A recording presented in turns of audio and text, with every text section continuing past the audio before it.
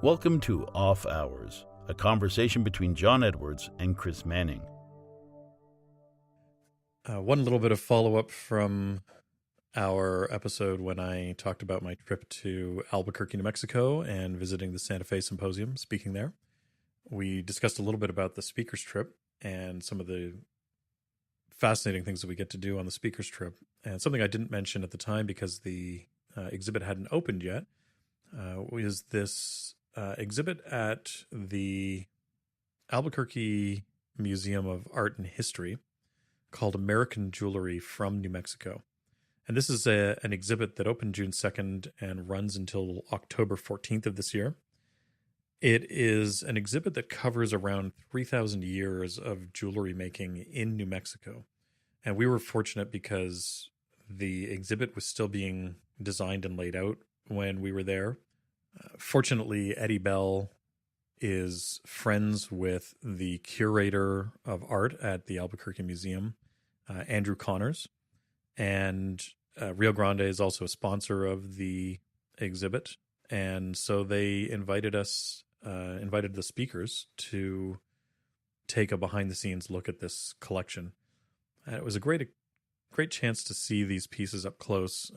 We weren't able to handle all the pieces, but they were just basically laid out on a table. And we were able to get up close to a lot of the pieces, and we were able to talk to the curator specifically about them. It was nice seeing old pieces in there. There are pieces, as I said, that are around 3,000 years old, some of which are made with pieces of precious materials like abalone, which are not native to the area of New Mexico. So these are obviously materials that people were getting and trading from, somewhere on the Pacific, and as well as, having the classic turquoise that you can find in the area in New Mexico and Arizona. Obviously a lot of silver. You also get into sort of 18th, 19th century Mexican-inspired gold filigree work.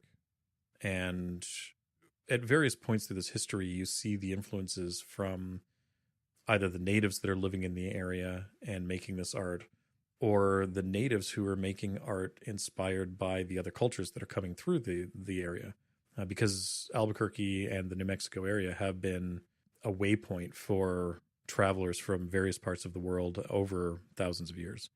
The other nice thing is that unlike a lot of exhibits that you tend to find in an area that has such a strong culture, like most people can think of the stereotypical turquoise jewelry, silver and turquoise jewelry that you find in that part of the world. A lot of exhibits would just focus on that kind of work. But fortunately, Andrew's chosen to broaden that a little bit and talk about not just the natives of the area who are making work, but also modern contemporary artists. And when I say modern, I'm even talking about to the early 20th century, where you had the locals making pieces using plastics, right? Plastics were starting to become available in the Depression. Precious materials like coral and turquoise were no longer available, or jet. So they were using plastics as a replacement, a colorful replacement. And then you start moving into the end of the 20th century, and Albuquerque and the surrounding towns became a mecca for artists to collect. It's a beautiful weather all year round. And so these, you go to somewhere like Taos, where my friends Phil and Peter are located, and you have a huge artist community there. So just like other traditions and other cultures have moved in through the area as they've moved around, let's say across the southern part of the U.S., you have modern artists who are collecting there, and people from various traditions. So you have Japanese Americans living there now. You have Africans who are moving and and settling in the area. And so you get these fabulous traditions coming from all over the world now and expanding what's happening in the area. This exhibit also includes a lot of great contemporary art and things that you wouldn't necessarily think of when you think about New Mexico or Albuquerque or sort of that south area of the U.S. Now, full disclosure, I am good friends with a number of the artists that are the contemporary artists that are in this exhibit, but there's some great pieces in there. It's a very, very well laid out and very well curated. And it's an interesting look at how much of a mecca New Mexico has been for thousands of years for a really, really interesting jewelry tradition. So if you happen to be in the area, if you happen to be in Albuquerque for any reason between now and October 14th, 2018, I do recommend going and visiting it. It's a great collection. Actually, the whole museum is fabulous. We did a tour of some of their other galleries as well with one of the assistant curators. It's a great little museum. Certainly a gem that you wouldn't necessarily think about finding in a city the size of Albuquerque. It's certainly worth the visit, and I had a great time looking at it. I thank Andrew for showing us through the exhibit and giving us such a hands-on view of what's going on and behind the scenes view of the museum. That was a great opportunity that we don't normally get to see. It's museums are sort of black boxes, and so it was nice to get to see what's going on in the background. I always enjoy getting a behind the scenes look at a museum's collection. Were there any pieces there that employed any sort of fossils or dinosaur bone, given the area? I, off the top of my head, I can't think of anything that did. But there are obviously a lot of found objects, a lot of materials that were precious to the area, and some great stuff. And everything, even in the contemporary stuff, there's everything from pieces being made with truly modern machines, laser cutters and CNC equipment, hydraulic presses, and also contemporary stuff being made entirely by hand with very primitive tools. So there's some fabulous work in there. We'll put a link to the exhibition website. There's a good interview with Andrew in there. It's about 12 and a half minutes long. And a lot of the pieces, a lot of the finest pieces that are in the exhibit sort of show up on screen. And Andrew talks a little bit about each of them, or not about the pieces specifically, but about sort of the tradition and what's going on with it and why they've chosen some of these pieces and how they're important to the story. So I recommend that you go and check it out. It's even if you're not going to have an opportunity to go and see it, it's worth watching the video. And if you are, it's a little bit of a teaser to convince you to go and visit. Another piece of follow-up from episode 4 is the sad news that the Oklahoma State University watchmaking program is going to be winding down in the not too distant future. Now, the exact reasons haven't fully been disclosed, and often they aren't ever fully disclosed, because this actually is coming on the heels of another of the United States' larger watchmaking schools closing, as the watchmaking school in St. Paul, Minnesota, also shut down just a few years ago. And both these programs were part of the WOSTEP program, which is the Watchmakers of Switzerland Training and Education Program.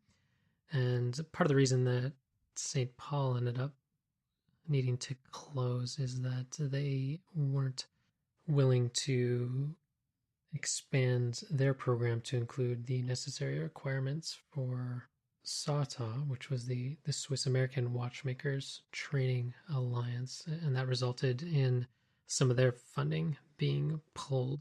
But this program at OSU was part of SATA and did continue to receive funding through that alliance. But it sounds like more so that funding is being pulled at a state level. And it's not just the watchmaking program that's shutting down, but several other programs at the school as well. But it's hard to say exactly what is the reason, because they did have decent enrollment.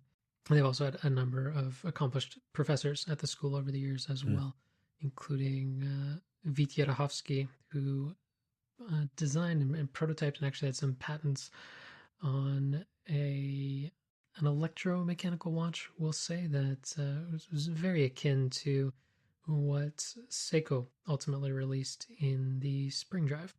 Albeit Seiko certainly has its fair share of patents and research and development that went into being able to launch that piece. And the Swatch Group's ETA subsidiary also has a number of patents in the area, but it's quite impressive that a single watchmaker was able to also create a very similar piece. And this was a number of years ago that he was granted the patent on that. And if I recall correctly, his patent had actually expired just shortly before Seiko announced the spring drive. I wonder if, as well, obviously funding from governments is a big problem when it comes to any kind of school like this, because they do rely on that. But I wonder if the locations of some of these schools is also a bit of an issue, because I'm not sure how many people are interested in moving into the depths of the Midwest or to go to a watchmaking school. I wonder if because I have to imagine that that's not very close to some of the brand centers that they'll eventually be looking to go to work in. I wonder how much that's limiting their enrollment. Well, at least it's in Oklahoma. You look at something like Lidditz, which is actually one of the premier schools for horology in the United States. That is in the middle of nowhere. Good old Amish country. But at least it is ancillary to an actual service center there as well that's run by Rolex. Now, it's interesting you mentioned that, though, because this pattern almost seems deja vu of what happened here in Canada back in the 90s when the government started pulling funding. So we had schools in Toronto, Montreal, Trois-Rivières, and Quebec City. As they slowly each wound down with the triad in Montreal, Trois-Rivières, and Quebec City, they decided to fold all three schools into Trois-Rivières because it's halfway between Montreal and Quebec City. But that's kind of in the middle of nowhere. So rather than having things centered in a metropolis, they just decided to compromise, and often a compromise isn't the best or most optimal solution. I was going to say it's halfway in between two places and in the middle of nowhere, because I had actually considered it. You and I had talked a while before we started the podcast years ago, but the fact that you had gone there, and I had sort of entertained the idea of going to it, but I just can't do Trois-Rivières. If it would have been Montreal, I probably would have given it some serious thought and actually tried it. But Trois-Rivières is just, it's hours from anywhere, and I'm not sure that I could have done it for 2 years. Yeah, it's a designed by committee type of decision.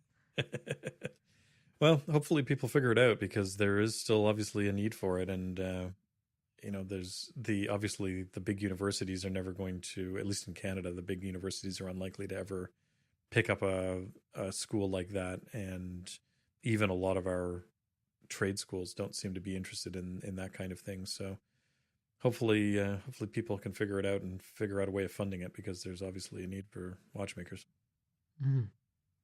Yeah, and the school in Trois-Rivières has actually been on the brink of closure on several occasions in the last 2 decades, but it seems to rise like a phoenix each time.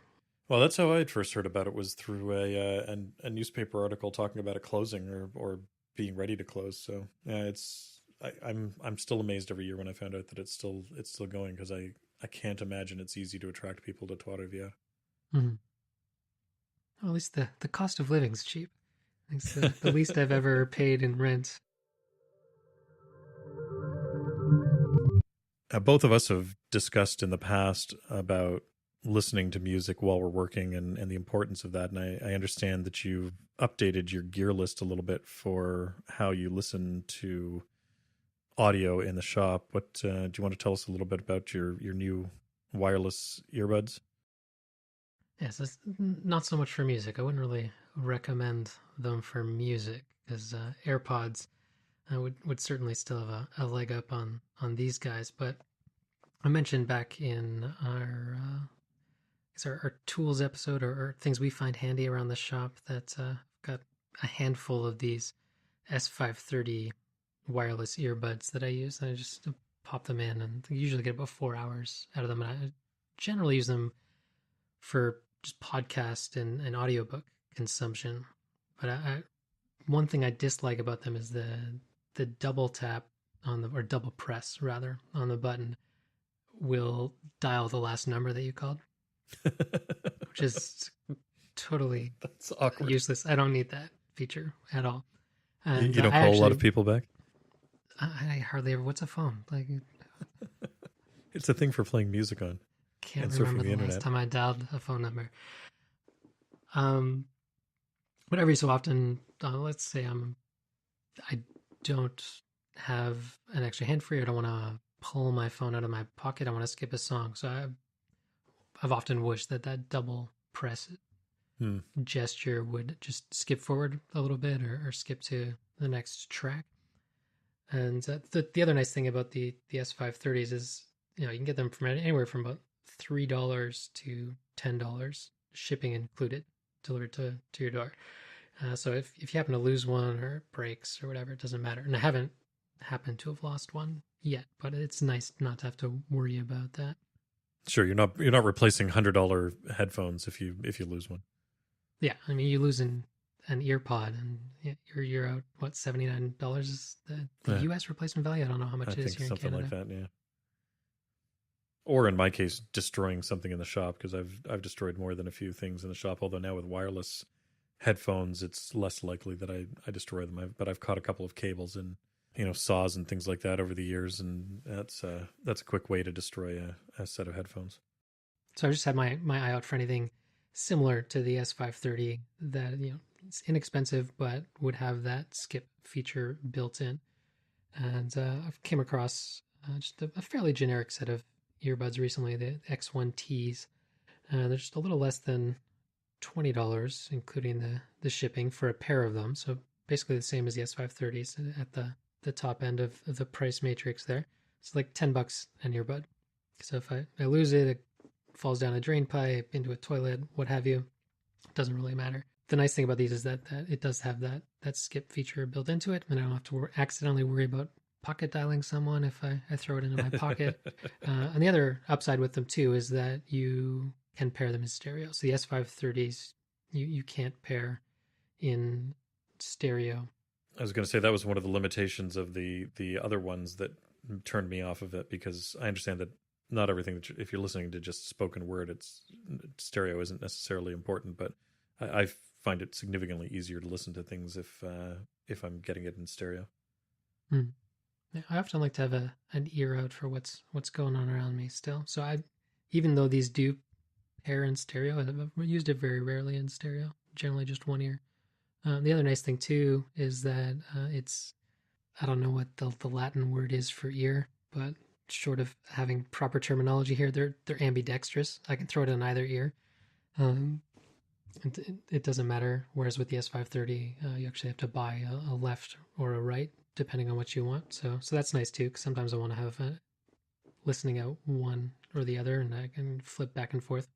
How do they do in terms of passive noise canceling? That's one of my big complaints about the Apple AirPods. I like them; they're a great device. They work so well for pairing and everything like that. But one of my complaints about them is that they don't really passively block noise. Do these have any sort of passive noise canceling on them? Yeah, these guys do. So again, unlike the S530s, these have passive noise cancellation, and you've got the different interchangeable tips on them that you can get to fit your ear properly. I would say it's similar to the Beats X. So we've got a Sure. pair of those kicking around the house, and I prefer those over the AirPods for both battery life and the fact that you do get that passive noise cancellation. Right. And you also get all the benefits that you get with well, I shouldn't say all the benefits. You get the majority of the benefits that you get from the AirPods as well, in terms of the fact that you can just easily switch between devices because it's got the same W1 chip in it that the AirPods first introduced. So it all syncs using your iCloud account. And I think they'll come in most handy in the winter when I'm on a bus or something and it's standing room only and you're all bundled up and just reach up and quickly skip rather than trying to fish a phone out. Or of course you can use a watch too if you happen to be sporting something like an Apple Watch or a Garmin Fenix. But even that, if it's bundled under a thick jacket and mittens, it's far easier just to reach up and tap on the earbud, which is the nice thing about the S530s that I appreciated too, is I can control everything from the pairing and playback right through a toque and not have to worry about any sort of capacitive interface at all. Yeah, I've never noticed the problem of the AirPods not really having any controls on them. I've got the double tap configured to start and stop playback on mine. Hmm. I think by default it activates Siri if you double tap on Yeah. them, but I've reconfigured mine to be start and stop because if I'm going to, I can just call out "Hey Siri" and she does things for me. I don't need to initiate it on the AirPods. So the start and stop is nice to have, and then I've got my Apple Watch on me most of the time, and it's pretty rare that it isn't accessible, at least to some degree. So skipping and volume control are easily accessed on the watch face instead. So I've spoken to a few people who have problems with the AirPods and the fact that they don't have any sort of real controls on them. Volume control is one of the big ones. A lot of people wish that it had some kind of volume control. Again, with an Apple Watch, that becomes less of an issue, and it's not so bad. The other thing that I found is that I often have my phone in my back pocket, and I can just reach through the pocket of my jeans and be able to turn the volume up and down if I can't get easy access to my watch. So I don't need to necessarily pull out my phone. I can just sort of adjust the volume that way. Yeah, I do likewise, except through my front pocket, just to toggle the volume up or down right through the pocket. That's the nice thing about still having tactile volume buttons on the iPhone. For now. I'm sure that's going to change for at now, some point. yeah. Well, apparently the next version of the Apple Watch is going to be doing away with actual physical clicky buttons for both the lower button and the fact that you can currently depress the crown. That'll be interesting. I actually like the tactile nature of that crown. And in fact, that's one of the most satisfying parts of the Apple Watch experience is that the feel of that crown. They've got the tension absolutely perfect on it. It's a really pleasant experience to be able to browse the interface and also select things and whatnot using that crown. Looking forward to being able to play background audio on your Apple Watch come the fall. Yeah, we'll have to see. I skipped the third generation Apple Watch and didn't go for the LTE version. That upgrade, it wasn't by itself. It wasn't compelling enough for me to get it.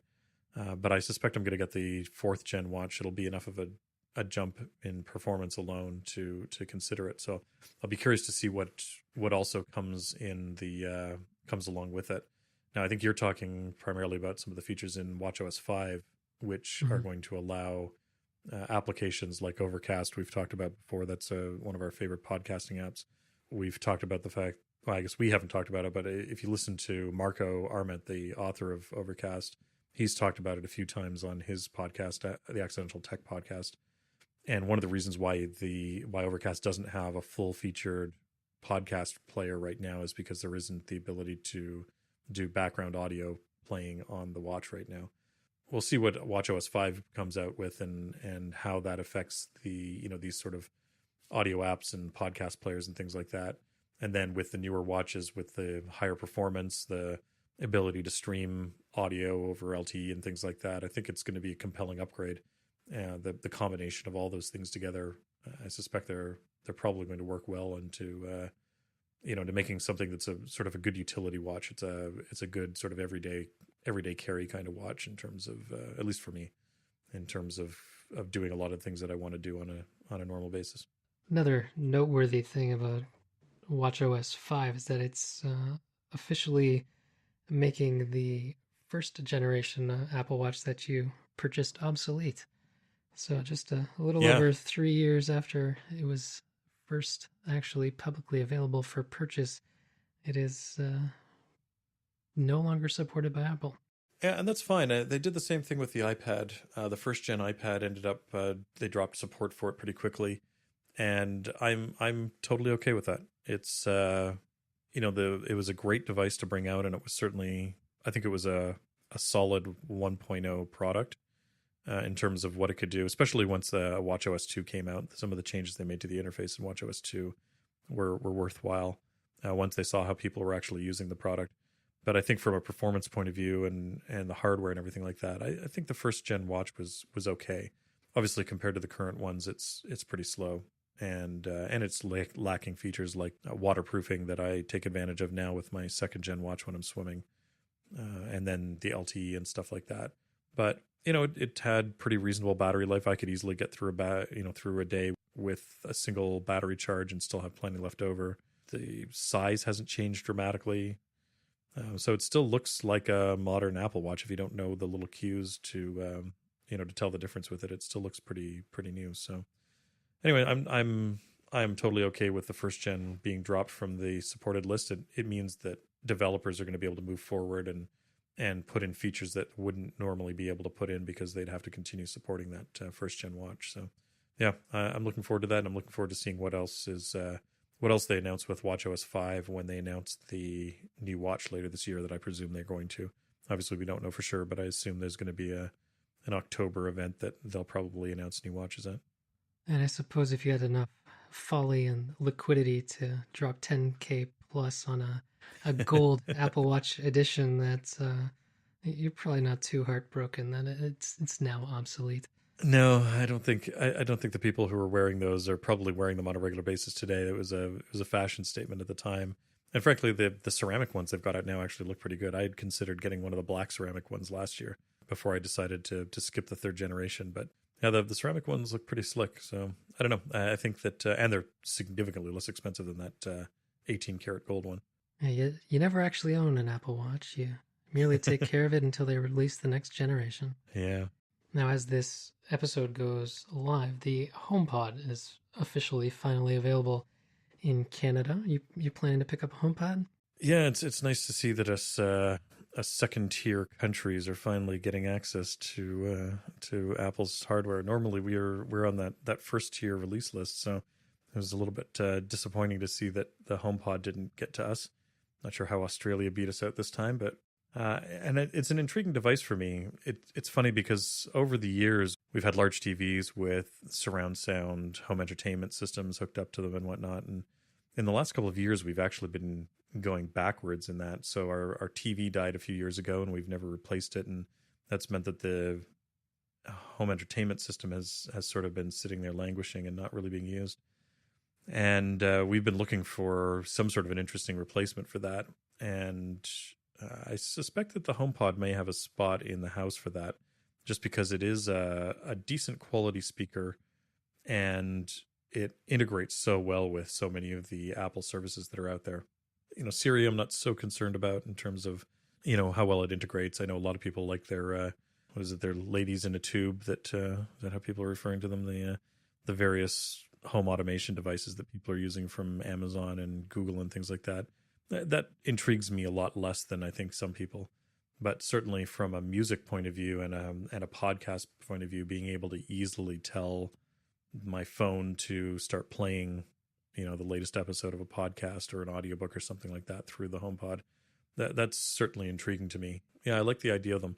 So I haven't actually heard one in person yet. I know a number of people, number of audiophiles who've reviewed them over the years and over the last 6 months or so, 7 months that they've been available. And everybody's had very good things to say about them. They're a good quality speaker for the price. But we'll see. I suspect it's going to be on my shopping list, so we'll see when it comes into the house. So you mentioned you're not so keen on Siri, and is that because you've been perpetually disappointed by the Siri of yore, or are you excited in any way by the Siri shortcuts features that were announced? It's funny because unlike a lot of people, I'm not disappointed in Siri in terms of her ability to actually do things.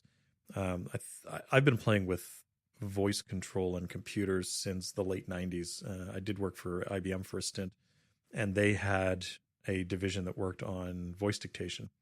And having played with voice dictation on a 486, 20 years ago, anything that Siri does right now is like black magic compared to that stuff. So I've been a little bit less critical of what Siri can and can't do over the last couple of years. And for a lot of the things that I need it for, it works fine. When I need to find an address, or if I wanted to play, a playlist or something like that, it's that works okay. I use it on a regular basis when I'm in the car for dictating messages, and so all those things are fine. But I found that a lot of her ability to do things is sort of really limited, in terms of what other things it can access. And so the Siri shortcuts that you're alluding to was announced this year at Apple's Worldwide Developer Conference. And it's a new feature that's going to be in iOS 12 this fall. And I am absolutely intrigued by this. I have played around with Workflow, which is an app that Apple bought last year. And they've started rolling into, obviously, this is one of the projects they've started rolling it into. And the ability to kick off a series of custom scripts effectively through voice commands is definitely intriguing for me. I am absolutely curious to play with this. How about you? This isn't, your applications aren't something that that really lend themselves to tying into Siri, I don't think. Or do you have any sort of any interest in trying to use this feature in your own apps? Not particularly. There was an app I'd considered writing for the Amazon Echo using the Alexa Skills Kit, which is ASK is the acronym. But it was just more trouble than it was worth spinning up the web service to pull that off. So I might take another stab at that with Siri shortcuts. Just running it natively on the device will be quite nice.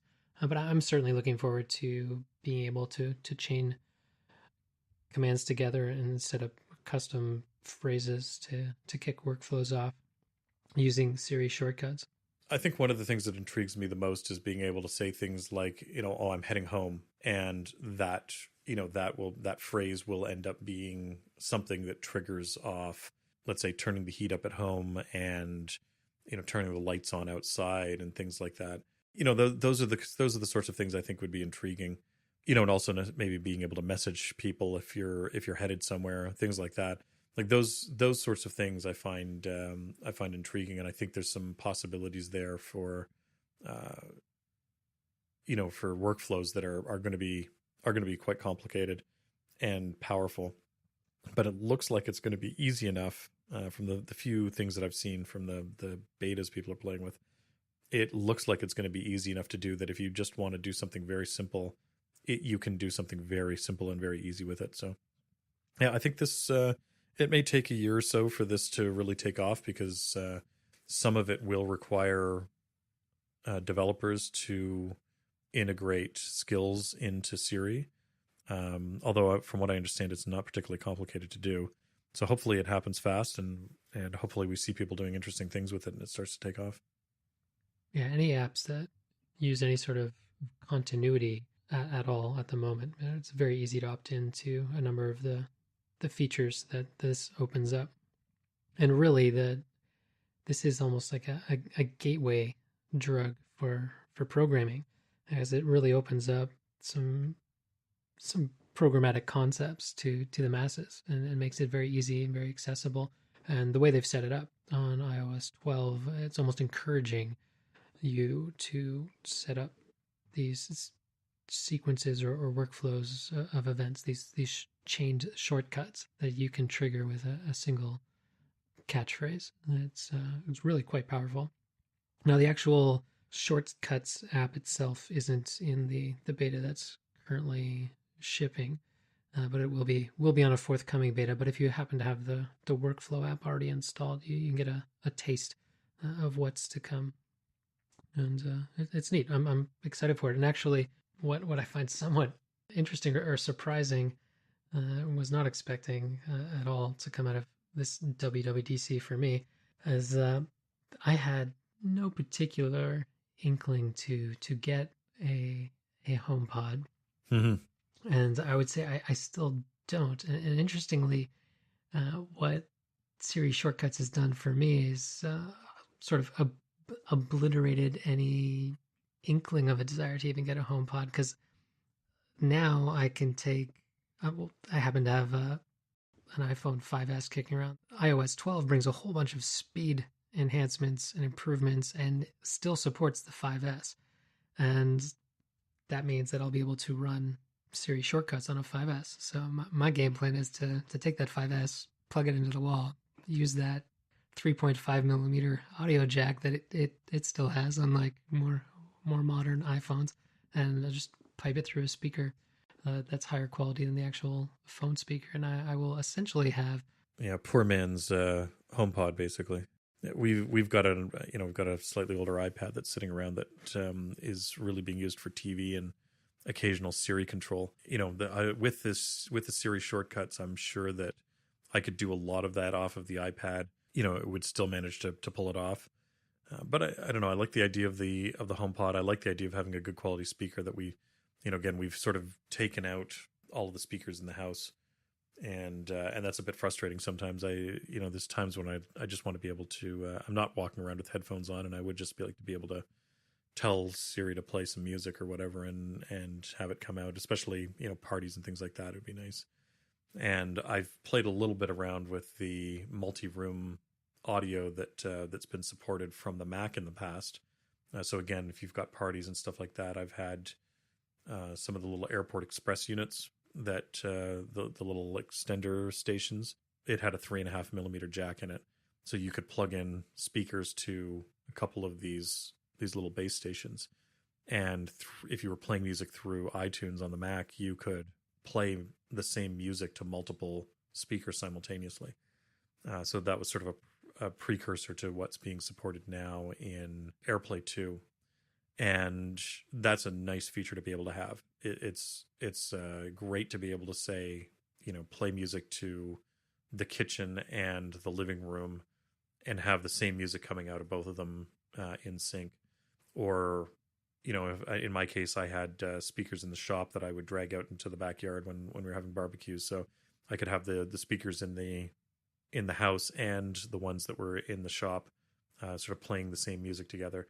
And having that ability to do that is kind of nice. So yeah, we'll have to see. I've also got now that I don't have a TV sitting around, I've got an old Apple TV not doing anything. So I may use that as a, similar to your iPhone 5S and plug that into an old set of speakers or something and put it in a different part of the house. Maybe I'll put that in the studio and again, be able to get sort of multi-room audio if I want. Mm-hmm. Yeah, I also have several of the Airport Express base stations there. Really great for being able to just stream audio all throughout the house. Yeah. But again, the nice thing about this is that it's a good high quality speaker in a nice little package. Mm-hmm. I don't have to have a receiver sitting there. I don't have to have other speakers sitting there. So I don't know. Well, it's a compelling product for me. We'll see. It's not the cheapest speaker on the market, but it also sounds pretty good. So I suspect that one will arrive at some point. Keep your cats away from the cord. Gilmore loves chewing on Apple cords. They are the best chewy rubber on the planet, and she lives for chewing on those nice rubbery Apple cords.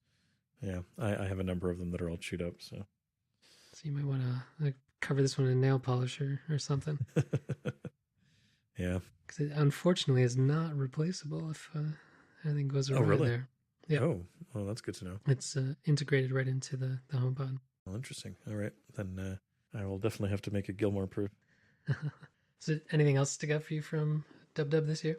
It's funny. I'm trying to think about what was going on. It's weird because in past years we've seen hardware come out at this event, and there was no hardware that came out at all. So that was a bit of an odd thing this year. I am, even though I find them absolutely ridiculous, the AR stuff that they're doing with they've expanded the Animoji into Memoji now, so you can do these custom faces that follow what your follow facial movements and things like that. I don't really use them. I think I've sent one Animoji of me. I think it was a pile of poo making fun of Rich, and I think you sent me one that was making fun of the fact that you got your iPhone 10 a week before me. But other than that, I haven't really used them, but I'm curious to see how that technology gets used by other developers, because there is obviously a knock-on effect to that new technology, the new AR technology that's coming out, and how people can take advantage of it. So this has really stepped up how advanced it is, how like the physics of these little Memojis, the hair physics, for instance, is quite impressive. They have tongue detection now, which is, if you stick out your tongue, you can get your Memoji to stick out its tongue. So anyways, it's a bit of a goofy feature, but the technology that's underlying that feature is important. And I don't think it's going to be really groundbreaking for a couple of years, but I think these first early steps are important to getting people used to the idea, not just of using it, but also developing for it. And I wouldn't be surprised if at some point Apple does some sort of a like wearables, like a glasses that have the ability to overlay artificial reality from your phone onto what you're seeing in the world. And I think that there's some compelling use for that. I think the way that Google did it was a little creepy, and I don't think it was necessarily what we want to see in how to implement that kind of wearable technology. But I think I still think there's a compelling use for AR in wearable technology, and I think that that this is sort of the leading edge of that. I think this is where we're starting to see people getting the ideas that they're going to develop into that into that product maybe 5 or 10 years from now. Yeah, I can certainly see it becoming far more useful once you've got it integrated into a heads-up display or a pair of glasses. The most useful application for it that has been proven thus far was actually Sherlocked this year at WWDC with the Measures app. And Sherlocking, for anyone who might not be familiar, is in reference to a utility that existed on an ancient version of the Mac that was made by a third party called Watson. And then Apple released a very similar application that they named Sherlock once they realized how useful this utility was. So the term Sherlocking has come to mean basically any app that was made by a third party that becomes a first party app that's made by Apple.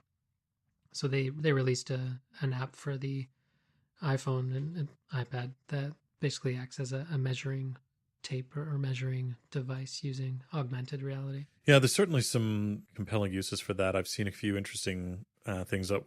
Companies like IKEA are actually doing useful things with it, where you can drop in items from the IKEA catalog into your home, and something like that. Again, it's for a lot of people, it's a bit gimmicky right now, but again, this is the sort of the early stages of it. And I think that as we start to play around with it, there's some compelling ideas. Some of the really early AR stuff, I remember seeing it was actually a Easter egg in, I want to say it was Yelp.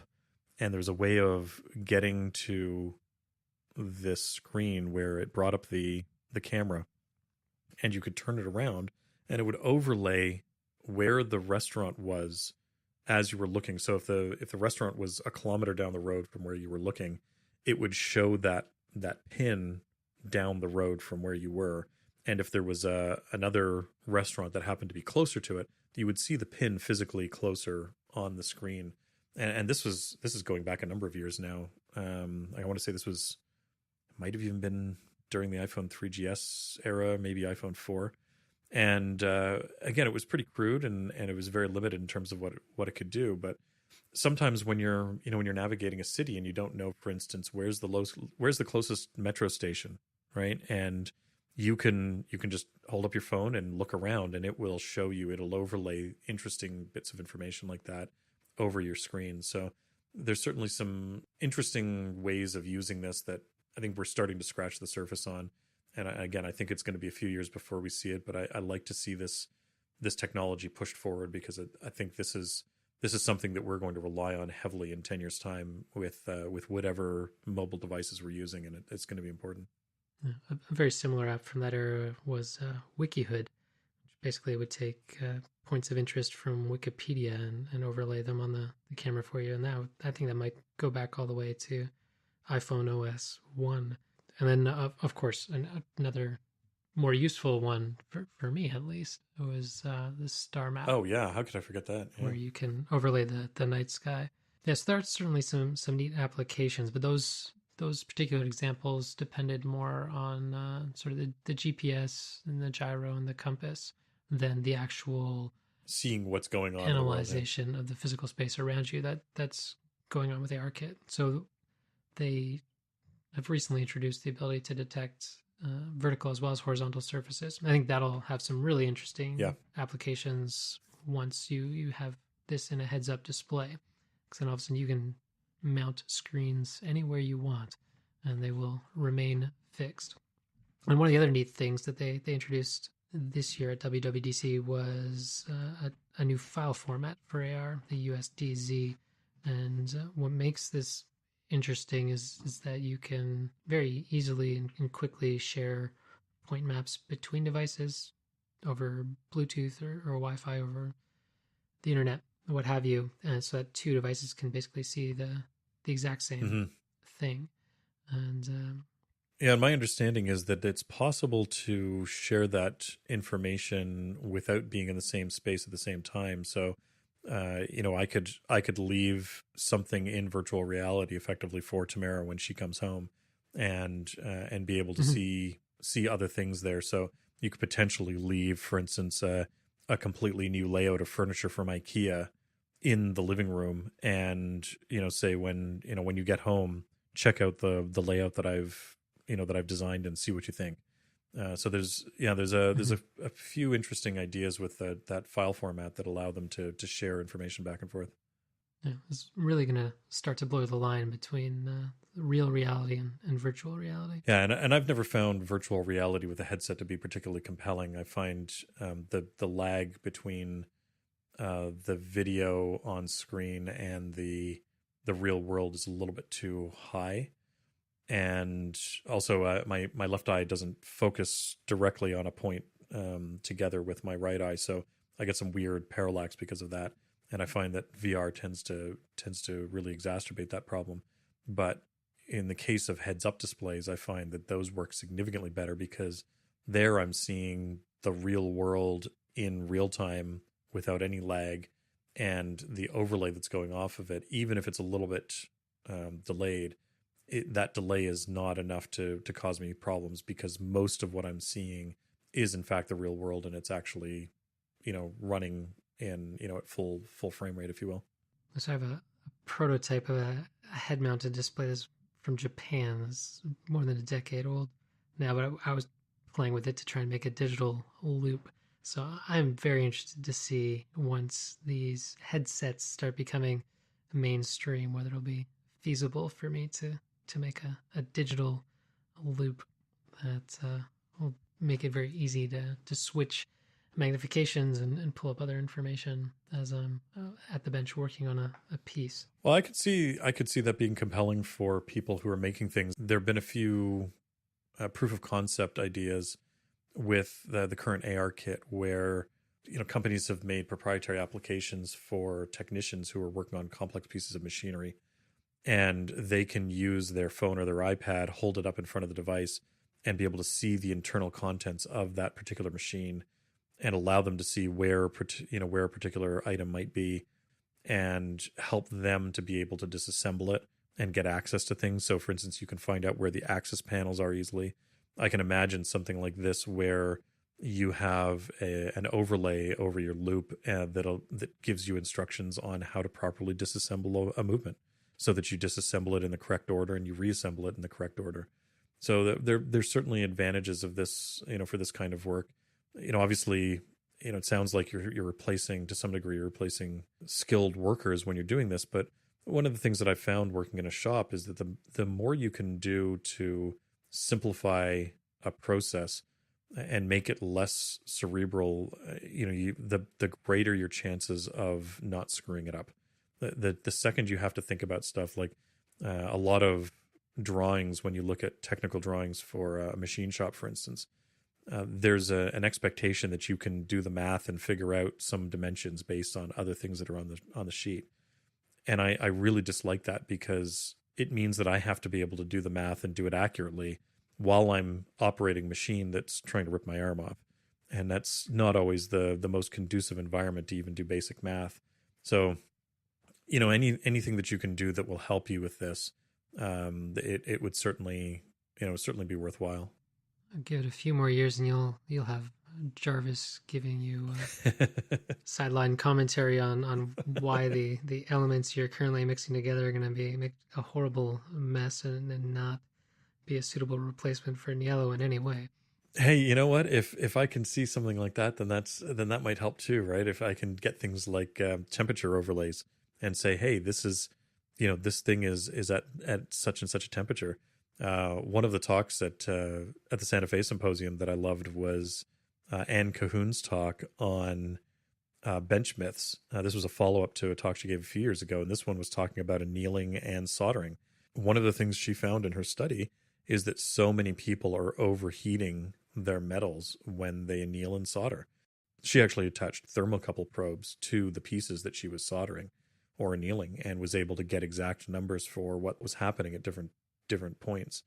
And that's this kind of thing, obviously, that you learn with experience. You learn what the color of something looks like, a color of a metal when it gets to temperature. But if you can put an overlay over something and you can get a better sense of what's going on, then it might help you from overheating something and ruining a piece. This morning I was working on a prototype for my watch case, and I read the wrong dimension on my drawing, and I ended up turning down a part of the front bezel that I shouldn't have. And, if I had had an overlay, let's say like a 3D overlay of what the finished part should look like on the piece that's spinning on the lathe, then it would have been very obvious to me that I was going to go too far, and that the dimension that I had read was much too small for that area. So I think there's some interesting possibilities for this. And again, it really obviously depends on some other technologies that haven't arrived yet. But I think this is the leading wave of it. Yeah, absolutely. And given the array of sensors that we're seeing integrated into things like the iPhone and the Apple Watch and all sorts of mobile devices, it's not outside of the realm of reason to have something like an infrared thermometer on these glasses of the future to give you exactly that sort of detail. And something like an overlay is very easy to see how that could be implemented even today with today's technology. So it's all very much within the realm of reason and probably not too far off in the future. I suspect the thing that's limiting us at this point is battery technology. Trying to have a battery on a pair of glasses that is actually comfortable and doesn't weigh too much. I think that's one of our biggest limitations right now. So, it may rely on waiting for the next big generation jump in battery technology, maybe graphene batteries or something like that. Who knows? I suspect, just like the watch, I think the watch came along at a time when they could finally fit enough battery power in it to keep it running and performing at a high enough rate. The glasses have an even smaller envelope of battery space, so I suspect that that's probably a big limiting factor in what they're doing. Given how long it's taking Apple to get AirPower out the door, I doubt we'll be seeing wireless powered devices anytime soon. No, and I'm not sure that I really want to be walking around with a pair of glasses on my head that are being wirelessly charged. I'm not sure that excites me a whole lot.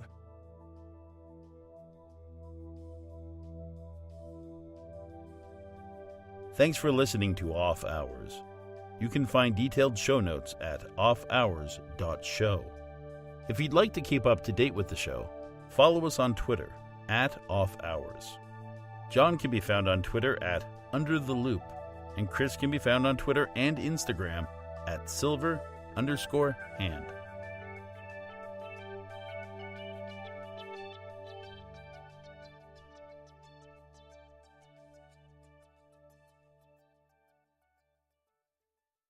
So last week I got my first prototype case done in brass. I sent you a photo and video of that, and I had a bunch of changes that I wanted to make to it. So I remodeled that over the week, and then started in on it this morning and started making prototype number 2. Nice. So yeah, it made way more sense when you sent the video. I imagine. Yeah, I didn't realize it was 2 parts that you'd already set together. Well, it's actually there was actually the bit there was the bit that fell off the back, the case back itself, but the rest of that case is actually 3 parts. It's just that they have such a good friction fit in between them that they don't come apart easily. So that is actually 3 discrete pieces of metal that will be soldered together. And I've done that in this case because I want to be able to engine turn that middle band. And there's no good way to do that while the case is together. So it's easier to make that center band separately, engine turn it, then solder it to the front and back of the case. That way it ends up being easy for me to engine turn, do some other machining on it, because, for instance, I also need to be able to machine in the slots for where the lugs go, right? Because the lugs have to fit in there. Mm-hmm. And then it's easy for me to then solder on the other two pieces afterwards and sort of keep it all together. So you'll get much cleaner interior angles for sure as well doing it that way. Oh, absolutely. The other advantage is that I get to save a lot of material on that inside, that middle bezel, right? Hmm. That middle bezel is only a millimeter wall thickness. It's not, it's not very thick at all.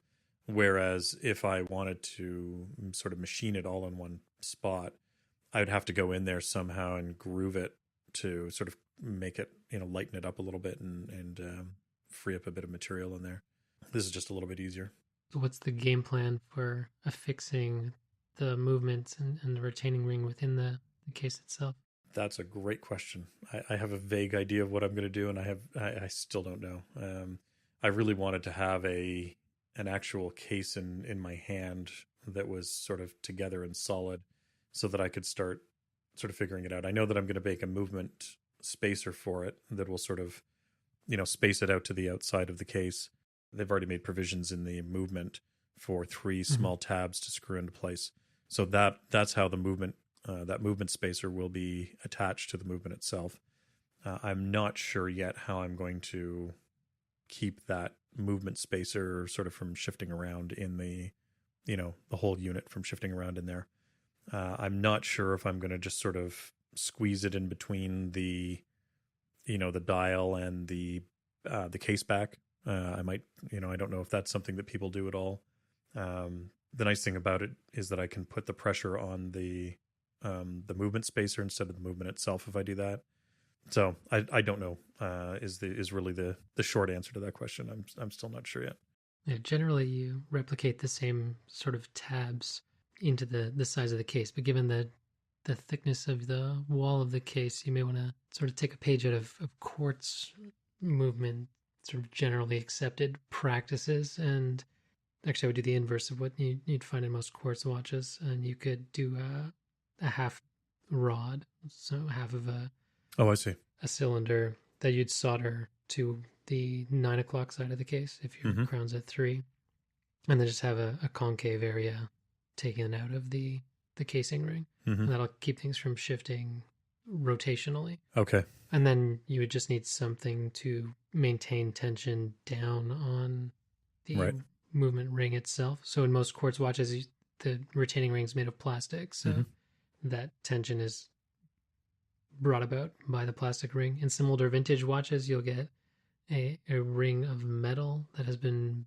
bent in a pattern so that it's almost spring-like and will hold tension down on a movement or a movement ring. Yeah, there's actually a specific type of spring washer that's like that. I can't remember the name of it off the top of my head. I was also thinking maybe using like a silicon gasket or something like that, like a little O-ring that sits on the top of the movement spacer, so that sort of gets compressed a little bit by the case back. Yeah, one of Gégé Lecout's extreme labs employed something kind of like that for superior shock resistance.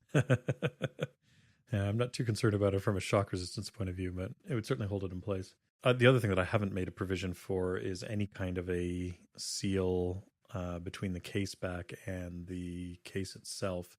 Right now, it's just straight metal on metal, and I assume at some point I'm going to need to put an O-ring in there to help resolve that seal problem.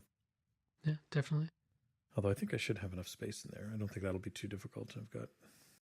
So is it just the ring that you're engine turning that's a millimeter thick, or is this like the actual entire case wall that's just a millimeter thick? No, it's just that ring. It's just that part of that ring in the center is only a millimeter thick. The front bezel and back bezel have a fair bit more meat to them than that. I don't remember exactly how thick they are, but there's a fair bit of meat in there. It's not just a simple, thin-walled tube. Effectively, there's a little bit more there. All right. So, what have you decided on the pattern yet for the the straight line work that you're going to do around the edge? I think this one is just going to be straight coining. It's not Mhm. going to be engine turned around the diameter.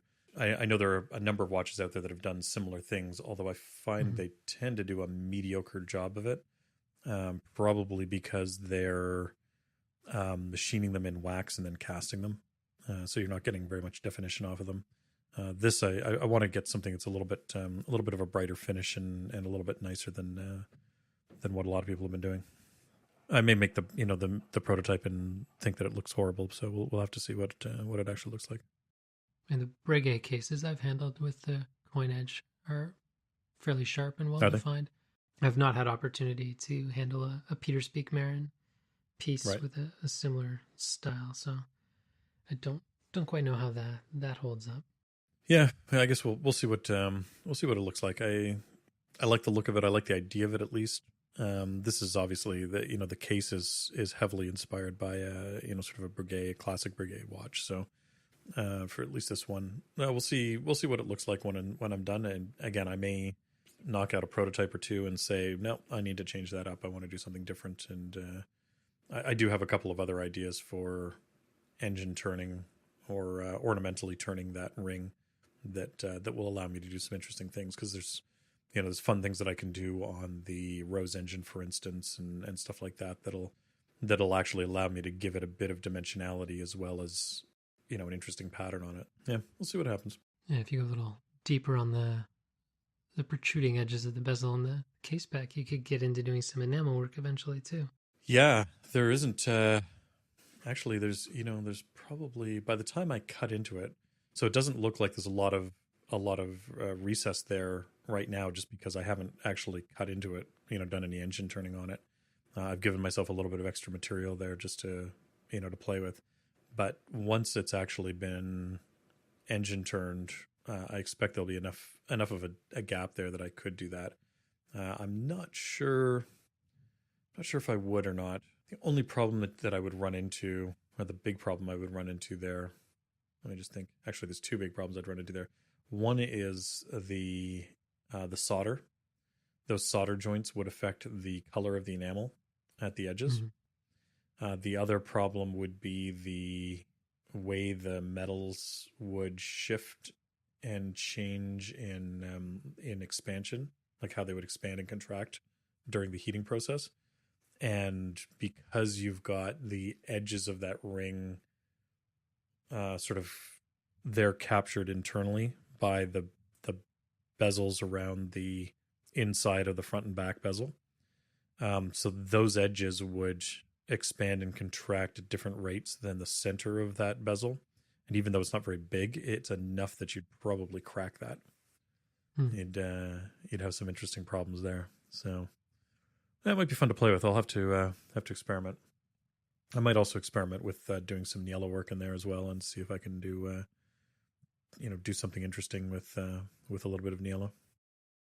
That'd be interesting. Can't say I've seen a wristwatch case with any sort of Niello work in it ever. No, I I've don't never think. seen it on pocket watch cases that are 150, 200 years old. Yeah, well, the Niello tradition has sort of been out of style in the Western world since long before wristwatches became a thing, and I don't think there are a lot of watches being made in Thailand that would be in this sort of category in terms of jewelry making and things like that. So I wouldn't be surprised if there's there aren't any watches out there with Niello on it, wristwatches at least.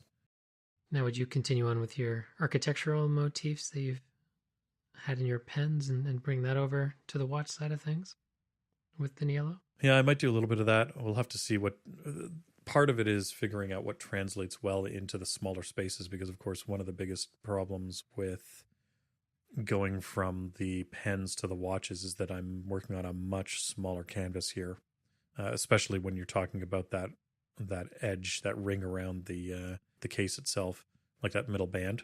That's a much smaller area to work in than I'm used to. So trying to get patterns that look good in there and also will fill with Niello, that's a bit of a bit challenging. So those might be very simple patterns. The dial itself, I've got a few ideas for some interesting interesting things with the yellow on the dial, because there I've got a little bit more room to move, and I can do, I can sort of do some more entertaining things with that. So yeah, we'll see what works out. I haven't, I've been giving some thought to it, but I haven't had a chance to experiment yet, so I don't know what's going to work well and what won't. We'll have to see.